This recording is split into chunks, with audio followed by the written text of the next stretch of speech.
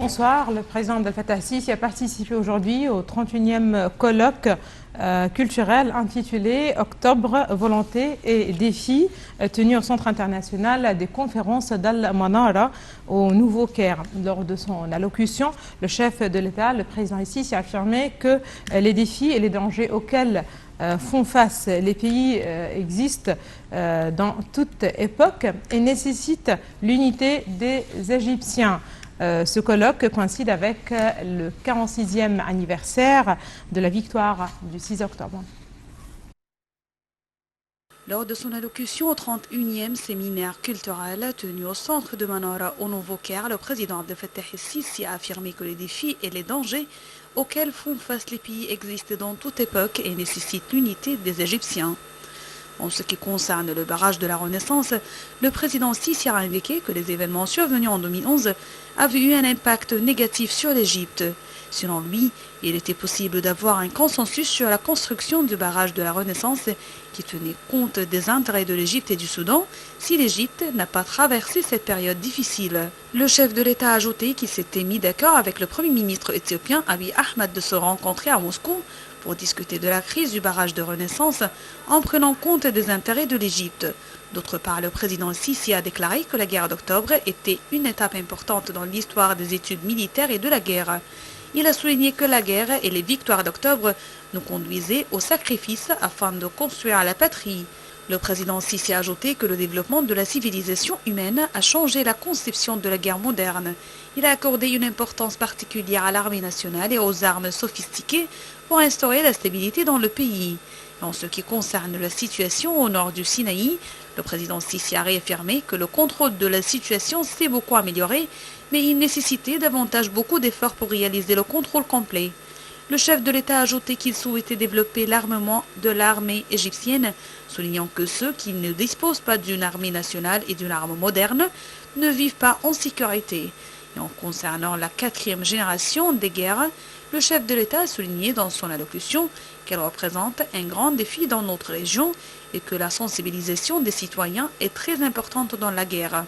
Et sur l'énorme succès réalisé par le film El Mamar ou Le Passage, le chef de l'État a salué les héros du film qui ont assisté à ce séminaire culturel. Il a souligné que le film a présenté un beau message pour tous les Égyptiens en appelant à la production de plus des ouvrages présentant l'héroïsme de l'armée et du peuple égyptien.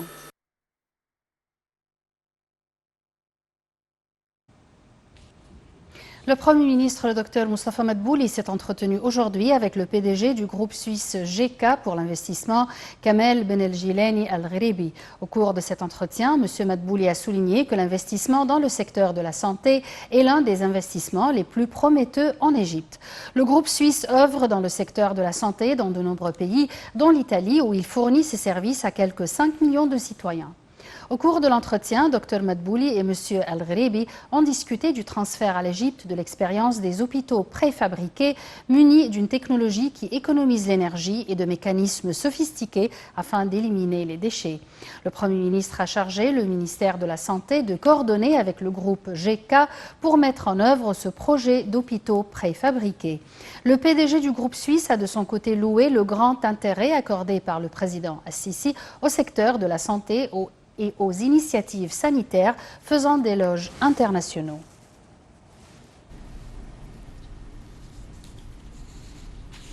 Le chef du gouvernement, Dr Moustapha Madbouli, s'est également entretenu aujourd'hui avec le PDG de la compagnie japonaise Toyota, Tsuo Tiro Kashitani. Lors de cet entretien, le Premier ministre a examiné les mesures à prendre pour mettre en exécution le plan de l'instauration des minibus démarrant au diesel par d'autres démarrant à gaz naturel. Lors de l'entretien, M. Madbouli a souligné que l'État accordait un grand intérêt à ce dossier afin d'exploiter au mieux les ressources et économiser les sommes que le budget de l'État dépense pour importer le diesel. M. Madbouli a ajouté que le processus du remplacement doit être accompli à travers des compagnies qui fabriquent les minibus en Égypte afin de renforcer l'industrie nationale et soutenir la fabrication locale. D'autre part, les responsables de Toyota ont proposé de produire des minibus de très bonne qualité afin de répondre aux demandes de l'Égypte.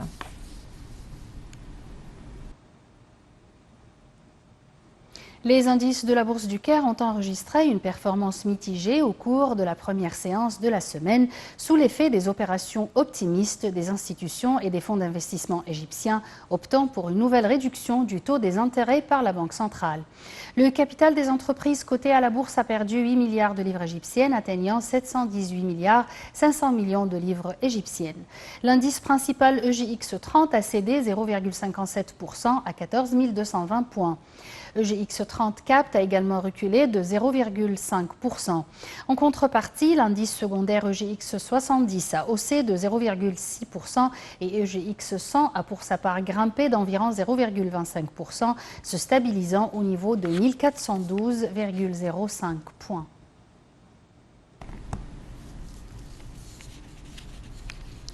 On passe aux dossiers régionaux et on commence avec les combats dans le nord de la Syrie, près de la frontière turque, et qui continuent de faire rage au 5e jour de cette offensive qui a entraîné la mort de plus de 150 personnes, dont une cinquantaine de civils, et l'exode de plus de 130 000 personnes. Entre-temps, les autorités kurdes en Syrie ont annoncé aujourd'hui la fuite de près de 800 proches de terroristes du groupe Daesh d'un camp de déplacés et qui ont profité